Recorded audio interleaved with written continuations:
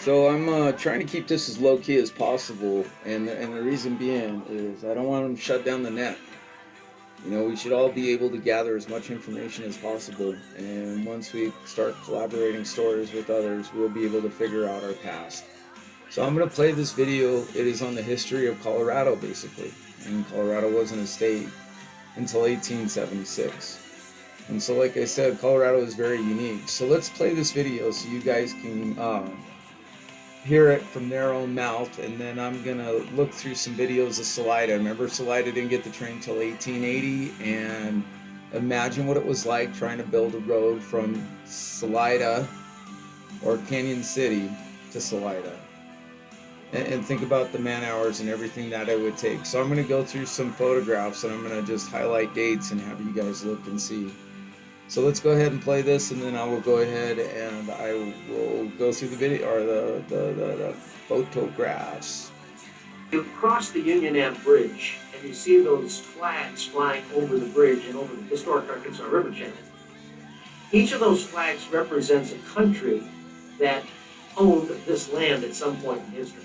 Obviously, initially it was Native Americans, and at one point in time it was owned by the Spanish, at one point in time it was owned by the French. It eventually became the United States of America. There were Spanish here, but not very many of them. It was illegal for the Spanish to be here. Spain had a decree from almost the time anybody thought about coming up into this area back in the 1700s. They had a law that it was illegal to even be here. And if they were caught, they would take away their furs, they'd take away any gold if they had found it, they would throw them in prison. 1821, we were part of Mexico, and the Mexicans made it legal again to do trapping and trading with the Indians and to go into the mountains. 1848, after the Mexican-American War and the Treaty of Guadalupe Hidalgo, the Arkansas River ceased to be a national border, but it continued to attract the world to its banks. So in the mid-19th century, at the base of the Rocky Mountains, life was difficult for early explorers, trappers, traders, and miners here. The outpost location at the confluence of two rivers was both highly convenient and incredibly risky. In this semi-arid, high-desert ecosystem, even the moderate seasons are unforgiving, and given to sudden cataclysmic weather events, the Great Flood of 1921 was not the first flood to hit Pueblo. Only in 1921, at least 10 floods had been recorded, including one on May 30th, 1894. The 1894 flood, which claimed 5 lives and caused $2 million of damage, prompted the building of levees 18 feet tall that were designed to protect against flows as high as 40,000 cubic feet per second. But it wasn't enough.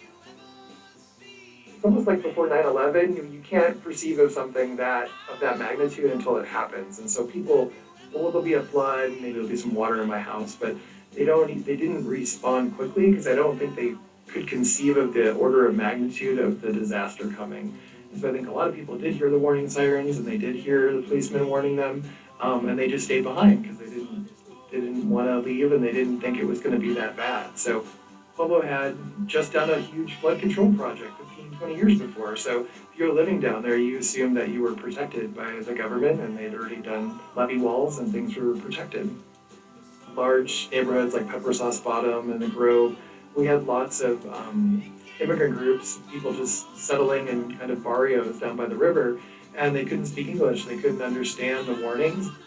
The ethnic diversity of Pueblo was evident in the fact that 40 languages were spoken by employees at the steel mill, and more than 24 foreign language newspapers were published in the city.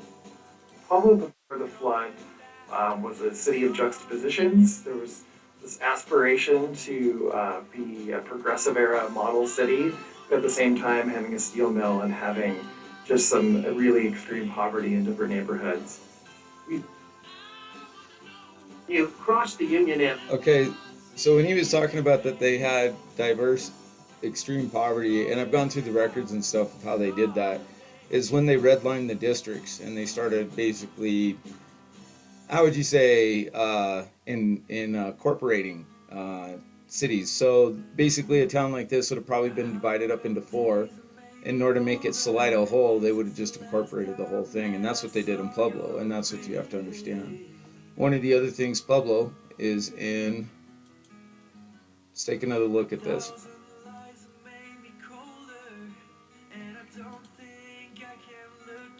So we're gonna zoom in. People that are not familiar with the United States. And here, this is Colorado, Salida. You have to think about this.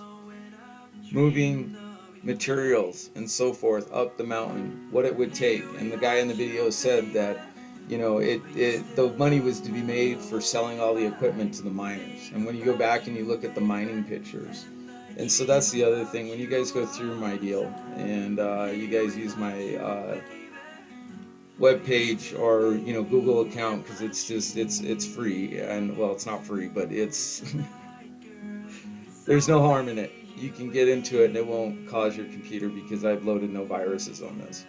So one of the things I want to talk about again, Salida grew quickly from 1880 to 1883, but saw many of its earliest buildings consumed by fire in 1886 and 1888.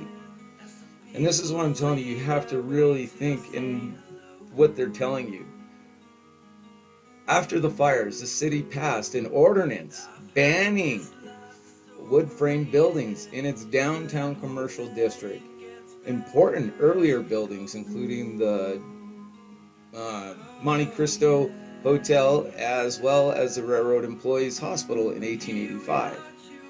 They also built a smelting plant, and there was a lot of gold and silver and everything else that went through Salida. So you have to, like I said, imagine Colorado is just one big mining operation.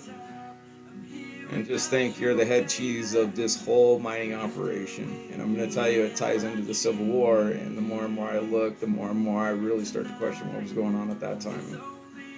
But that's just it. I've stumbled into something most people would never even think of, and eventually this will come out. No matter what, time will show what I've shown you. And one of the things I want you guys to understand is I've done a lot of construction. If you come to my drives, like I like you guys to do, like I said, these are shared drives. These are to another account. I have two accounts that are, because there's not even enough. So if you come in here, I went over Salida and I went over Canyon City, like the time frame, and you have to think about how much it takes to build this. So we opened in 1871. Like I said, they did a little embezzlement and built this wood tool shed behind there, and then build a wood fence around the. Yeah, I covered that one in my. It's the Department of Embezzling. And so look at the town. Look at the trees. Look at the flour mill, and then you come over to this one, and you can see all the trees. Now the Governor's Warden Mansion, whatever it is, I keep calling it the Warden's. Yeah, the Warden's Mansion is not even built yet, and that came in 1901. And then you could see the mill house, and then you could see how much more construction has gone by. And this house that's down here is a very, very important piece, because it's not even in this picture yet. And supposedly they built this wall. That's the other thing. Look up your history, and they didn't complete it. And then the other thing, I want you to look back over here. Do you notice this huge school? Let's draw that out. That school right there is 3 stories in Canyon City, and it's gone now. It's destroyed. It looks like it's a huge 2-story, but if it had a basement, then it's, half basement. So what I want you guys to do is look through the photographs, look at buildings, look at how objects come and go, and how they're replaced in time and growth. I know what I stepped into, guys, and I need you guys to be there to back. Well, hopefully you guys will bail me out when I get in trouble for this, because I'm going to tell you what I've uncovered. They're going to come. Somebody's going to come looking for me, and they're going to want me to be quiet. I have a dead man switch, so I left that on, and hopefully it will be there with, but let's just, let's see what God has in store. And I want you to really think about what is being placed right here. So I've gone back in history and shown you with Salida or Canyon City, and now I'm going to work on Salida because this one is the cornerstone, because this is basically into line. So you have to think about that. When they got the railroad in, supposedly, and CF&I was built for the single gauge railroad. Let me see if I can, let me find that real quick. Alright, so I'm going to play this for you. And I want you to listen to what they're telling you, because the single gauge, narrow gauge Empire was supposed to be for all this, basically single track for the railroad. It was a narrow gauge to go up through the mountains so it could make the turns easier. And so the only way to do that would have made the system. And in 1882, I believe, is when CF&I supposedly released its first rail. So, and other than that, you have to go all the way back east in order to get anything. And Kansas City, I'm telling you, would have been the major hub for everything. And the reason being is from here you can branch out and go anywhere out west. And so too, Denver, Colorado would have been a straight shot, and so would Pueblo. And I'm going to show you where Pueblo was the main network hub for the entire state of Colorado. And so when you start putting this together in the time frame, within 30 years, all of this is being built at once, which you're going to find completely impossible if you can use common sense and have actually picked up a tool. Because let's be honest, any jackass can go swing a hammer or buy one at the store. But it takes a skilled tradesman in order to actually install something correctly. So, continue, and we will, and I will put out more videos, and that's where this will go. God told me today's the day. Today's the day of just do what I've asked, and we'll go from there.